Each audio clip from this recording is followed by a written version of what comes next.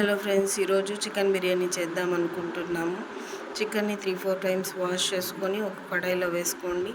అందులో అల్లం వెల్లుల్లి పేస్టు, పెరుగు, మిరప్పొడి, పసుపు పొడి, చికెన్ మసాలా, గరం మసాలా, సాల్ట్, నిమ్మకాయ రసము దాన్ని పిండుకొని మ్యాగ్నేట్ చేసి సపరేట్గా పెట్టుకొని ఒక 1/2 అవర్ పెట్టుకోవాలి.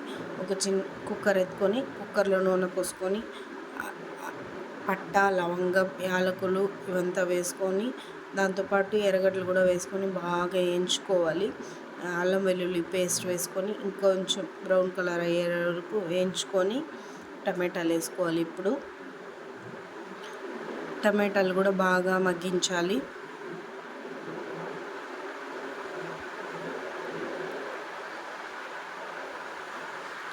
పుదీనా, కొత్తిమీర, కరివేపాకు, నిమ్మకాయ ఈ 3 తీసుకొని వాష్ చేసుకొని చూపిస్తున్నాగా కుక్కర్లో వేసుకొని బాగా కలుపుకోవాలి.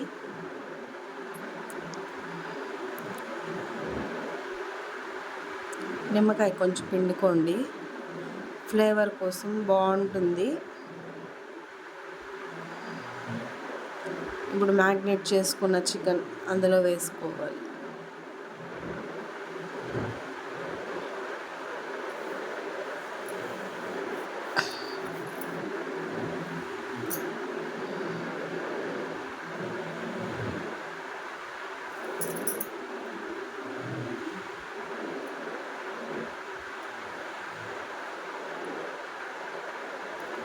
చికెన్ని బాగా కలుపుకోవాలి. ఇప్పుడు మ్యారినేట్ చేసిన చికెన్ వేసినాం కదా, ఆ చికెన్ వేసుకొని బాగా కలుపుకోవాలి. స్మెల్ సూపర్గా వస్తూ ఉంది, టేస్ట్ అదిరిపోతుంది. ఇంకా స్మెల్ బాగా వస్తే చికెన్ కూడా బాగా వస్తుంది అంటారు కదా, అందుకే.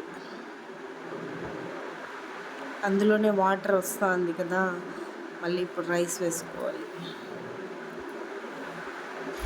రైస్ వేసుకొని ఒకసారి కలుపుకోవాలి.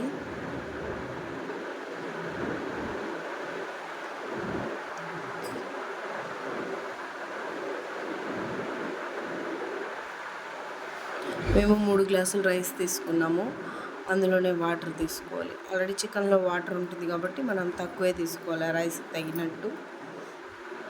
ఒక 4 విజిల్ పెట్టి ఎత్తేస్తే రైస్ చూడండి ఎంత పల అని బాగా వచ్చింది. సూపర్గా ఉంది, బాగా అడుగు కూడా అంటలేదు, బాగుంది. అసలు కలుపుతూ ఉంటేనే తెలిసిపోతుంది ఆ స్మెల్కి దానికి.